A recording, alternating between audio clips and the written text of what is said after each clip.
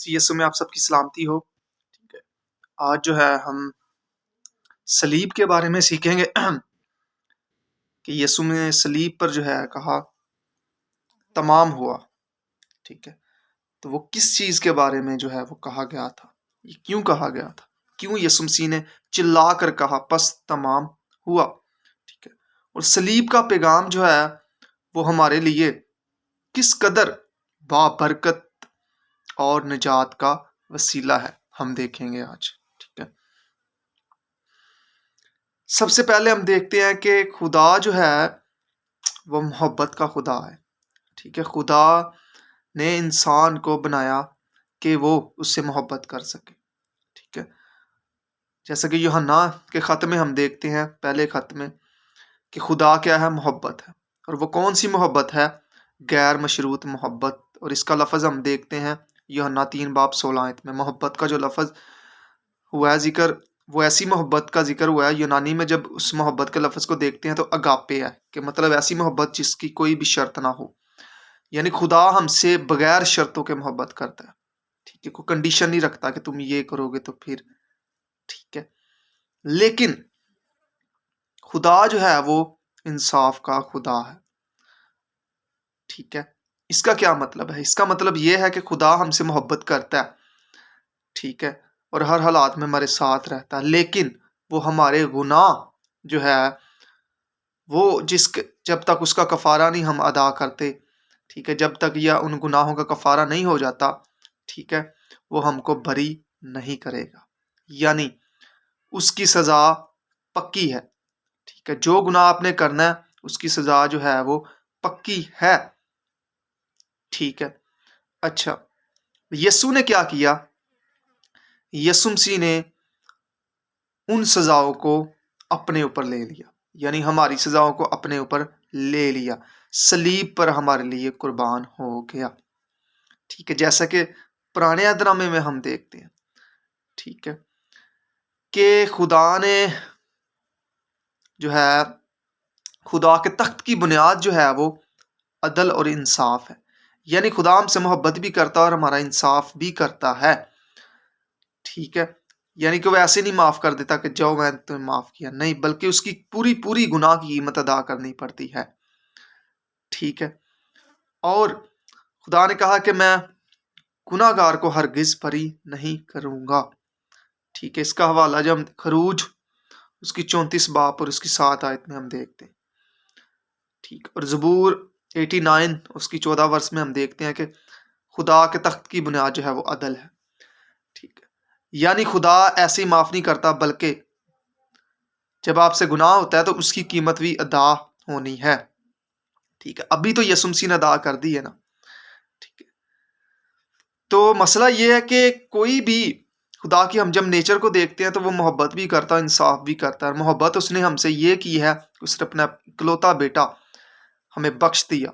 यूहन्ना 3:16 में, कि खुदा ने दुनिया से ऐसी मोहब्बत रखी कि उसने अपना इकलौता बेटा बख्श दिया, ताकि जो कोई इस पर ईमान लाए हलाक ना हो बल्कि हमेशा की जिंदगी पाए।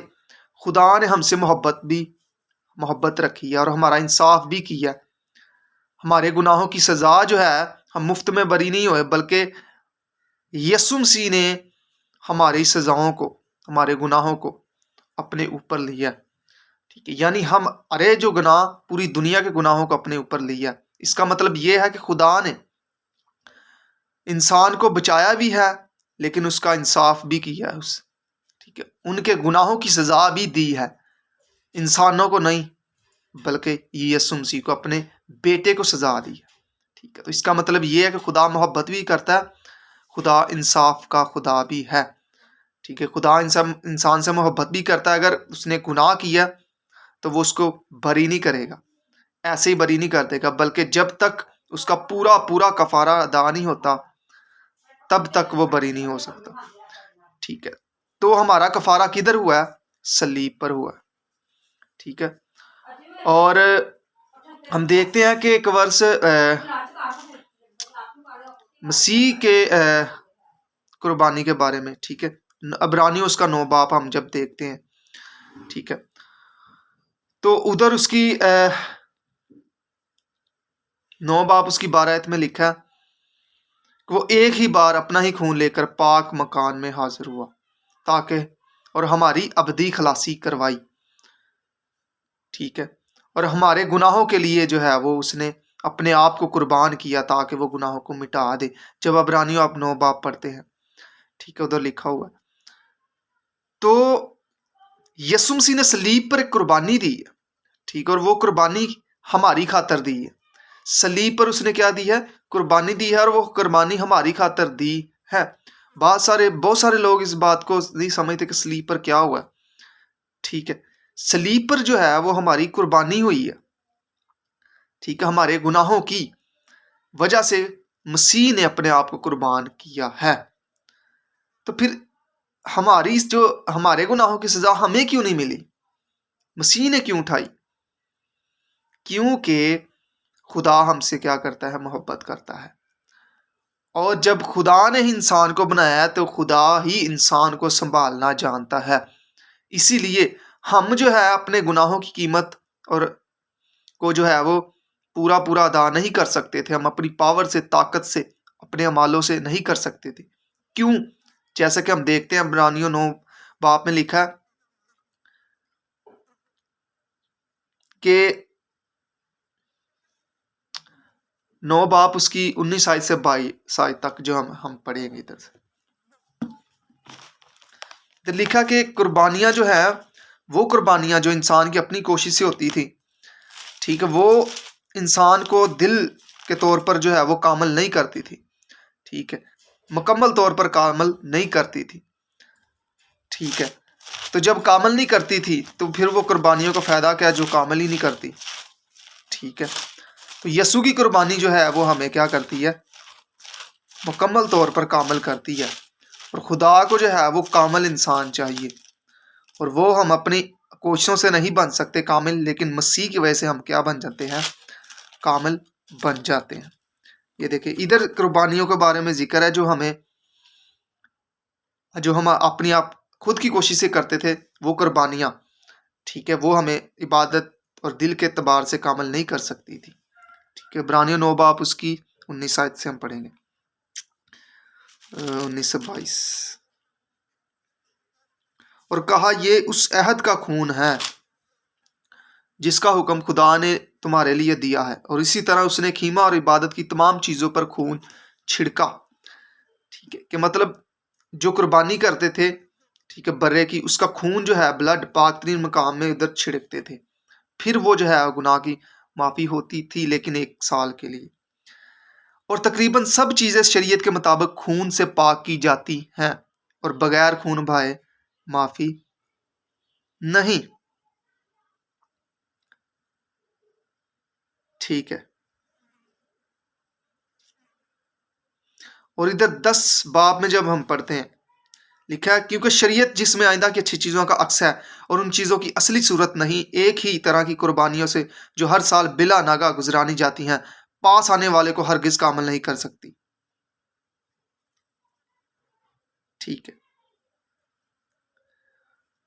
और इधर 3 आयत में जब हम पढ़ते हैं उधर लिखा, बल्कि वो कुर्बानियां साल ब साल गुनाहों को याद दिलाती हैं, क्योंकि मुमकिन नहीं कि बैलों और बकरों और का खून जो है गुनाहों को दूर करे।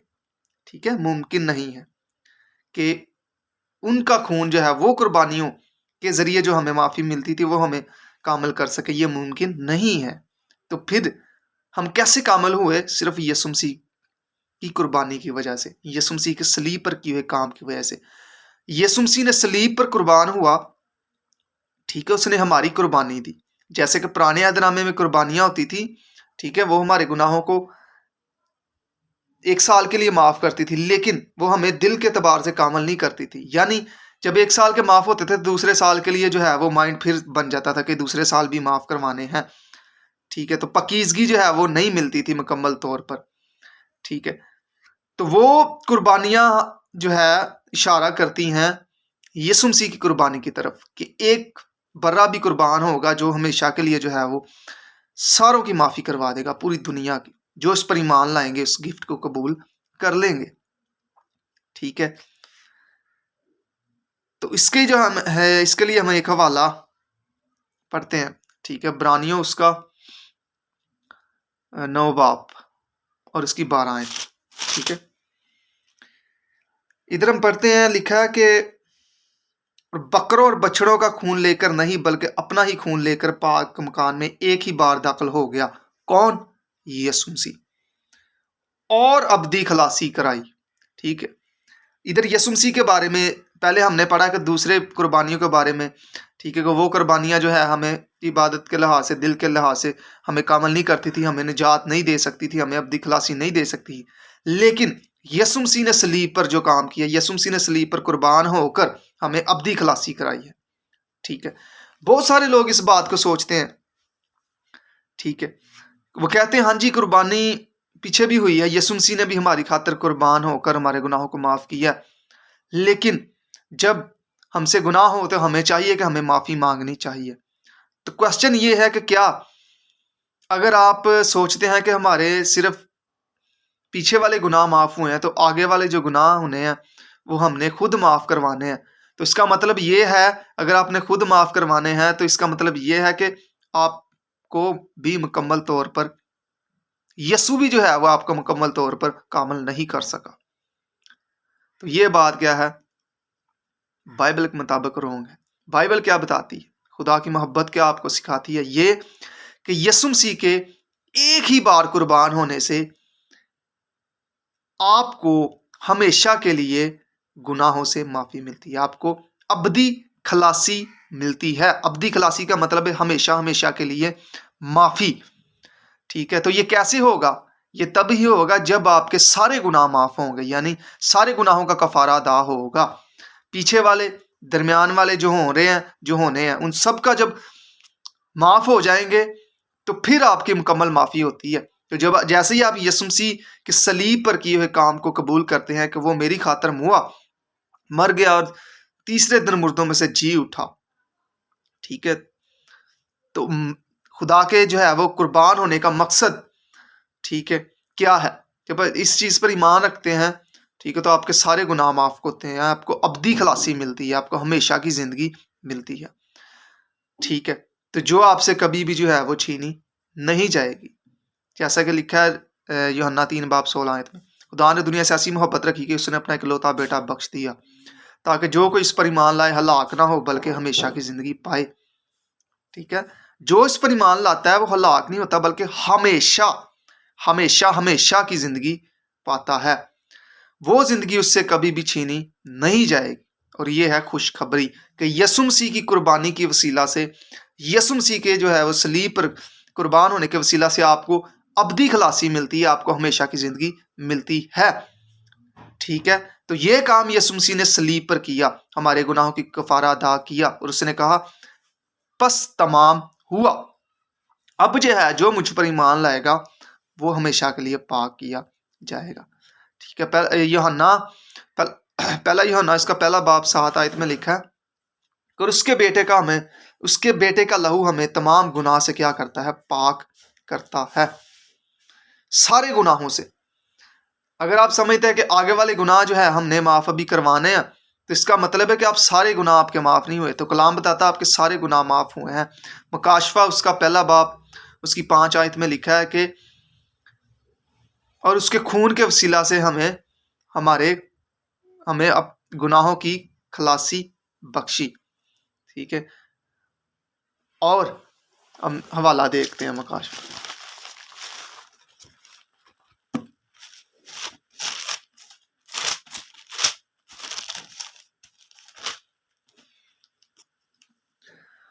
तो लिखा जो हमसे मोहब्बत करता है, 5 आयत से, पहला बाब 5 आयत, जो हमसे मोहब्बत रखता है और जिसने अपने खून के वसीला से हमको गुनाहों से खलासी बख्शी। ठीक है, आमीन। तो सलीब पर यीशु मसीह ने कुर्बान होकर आपको जो है वो आपके गुनाहों से खलासी बख्शी है। और ये खुशखबरी है कि आप अपने गुनाहों से बरी हैं, आपके गुनाहों की कीमत अदा हो चुकी है। अब आपको खुदा जो है आपको जज नहीं करेगा, यानी खुदा आपकी अदालत नहीं करेगा कि आपने अच्छे माल किए या नहीं, बल्कि मसीह ने जो है खुदा के म्यार को, खुदा की डिमांड को जो है वो सलीब पर पूरा किया है आपकी खातिर। आपके लिए यीशु मसीह सलीब पर कुर्बान हुआ है। आपने सिर्फ क्या रखना है? ईमान रखना है। ठीक है, तो बहुत सारे लोग इस बात को सोचते हैं, सलीब पर जो है वो लोगों ने बस यीशु मसीह को वैसे ही ऐसे कुर्बान कर दिया या टांग दिया, ठीक है, बस इसका यही मकसद है, ठीक है। तो इसका मकसद जो है वो खुदा का मंसूबा जो है इसमें मुकम्मल तौर पर इन्वॉल्व है, ठीक है ना।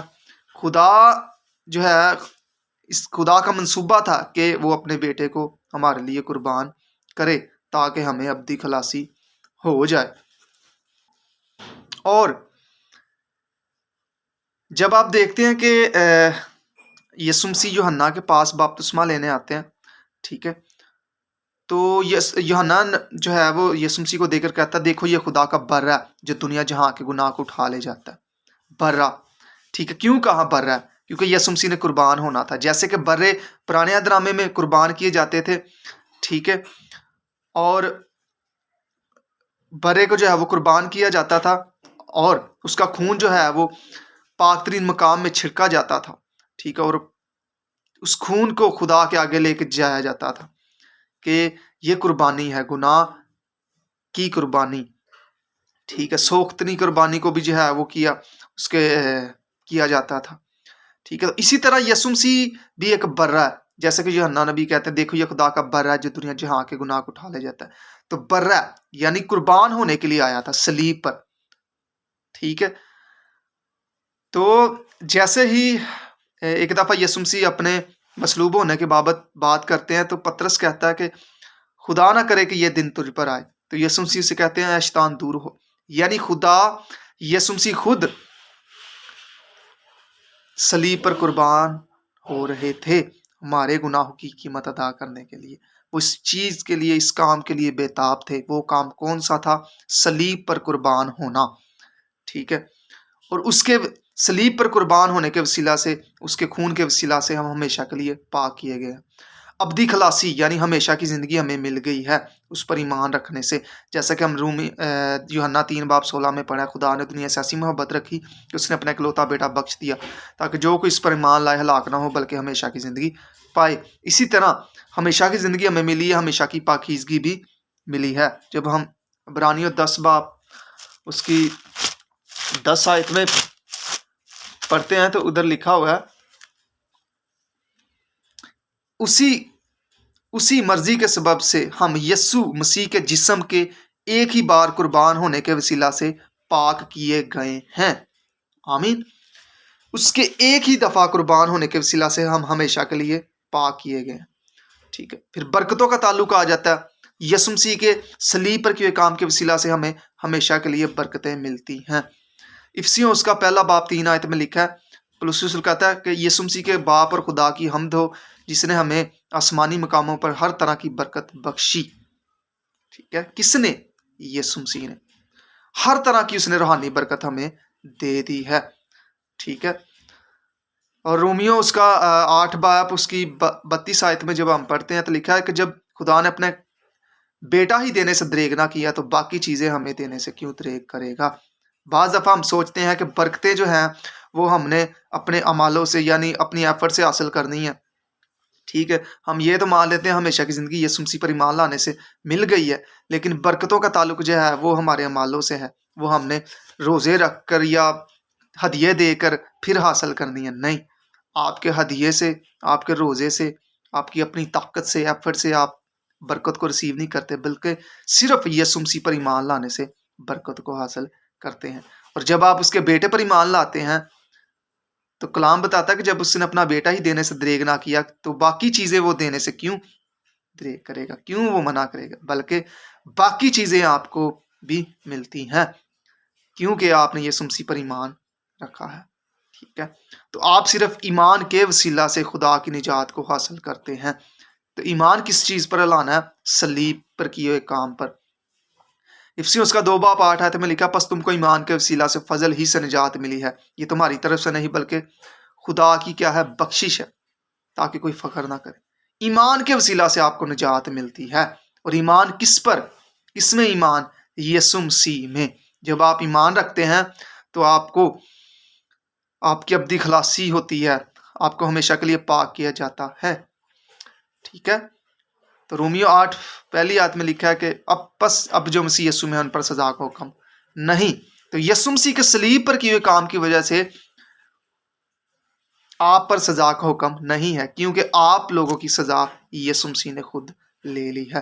तो सलीब पर जो है हमारी कुर्बानी हुई है, ठीक है। उस कुर्बानी हमारे गुनाहों की कुर्बानी हुई है, हमारे सारे गुनाहों की कीमत यीशु मसीह ने सलीब पर अदा कर दी है। अब हमने खुदा का क्या करना है? शुक्र अदा करना है, ठीक है। जब आपसे गुनाह होता है, ठीक है, तो वो गुनाह आपने क्या करना है? तब आपने खुदा की शुक्रगुजारी करने को, खुदा तेरा शुक्र है, ये गुनाह जो मुझसे हुआ है मैं नहीं चाहता था लेकिन हो गया, इस गुनाह की कीमत भी तूने सलीब पर अदा कर दी थी, ठीक है, तो मैं शुक्र अदा करता हूँ। तो जब ये बात, इस चीज़ का आप इकरार करेंगे, खुदा की मोहब्बत का इकरार करेंगे, खुदा के सलीब पर किए हुए काम का इकरार करेंगे, ठीक है, तो शैतान इस बात को सोचता है कि यार ये कैसा बंदा है, गुनाह में भी होकर खुदा की शुक्रगुजारी कर रहा है, इसे तो चाहिए था मत्था जो है वो पकड़ के जो है वो बैठ जाता, परेशान हो जाता, लेकिन ये खुदा की शुक्रगुजारी कर रहा है, ठीक है। इधर से शैतान जो है वो आउट हो जाता है, ठीक है। तो खुदा जब देखता है अपने बंदे को कि मेरा बंदा देखें गुनाह में भी होकर मेरी शुक्रगुजारी कर रहा है, ये है फेथ, ईमान, यीशु मसीह के सलीब पर किए काम का प्रचार करना, ठीक है, कि आप जो है गुनाह में है लेकिन फिर भी आप खुदा की शुक्रगुजारी करें कि खुदावंद फिर भी तूने मुझे नहीं छोड़ा, ठीक है। तो ये ईमान होता है, ठीक है। तो thank you so much, God bless you. और अगर कोई क्वेश्चन हो, कमेंट हो, तो आप ज़रूर इसको शेयर अपना कीजिएगा। और मज़ीद अच्छे तरीके से सीखने के लिए जो है, अगर आप ऑनलाइन सीखना चाहते हैं या आप बाइबल कॉलेज को ज्वाइन करना चाहते हैं, तो आप ज़रूर हमसे रब्ता करें, ठीक है। और ऑनलाइन सीखने के लिए जो है आप खैरस टीवी के नाम पर चैनल है हमारा, ठीक है, उस पर आप अच्छे तरीके से सीख सकते हैं, बिल्कुल वाज़िया तौर पर। तो आप ज़रूर विज़िट कीजिएगा, उसका लिंक मैं डिस्क्रिप्शन में रख दूँगा, ठीक है। और बाइबल कॉलेज में जो है आपको, अगर आपने एडमिशन लेना है तो आप ज़रूर हमसे रब्ता कीजिएगा। Thank you so much, God bless you.